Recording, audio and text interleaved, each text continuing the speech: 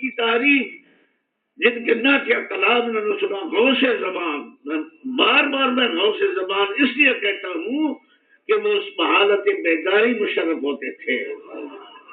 ہاں، اور ان کا عقیدہ تھا کہ سیدنا ابو طالب رضی اللہ تعالیٰ عنہ جلیل القدر صحابی ہیں، اور ان کی خدمت، ان کی احسانات اور ان کی محبت اور ان کی جانثاری وہ متواتر باللفظ حدیثوں سے ثابت ہے.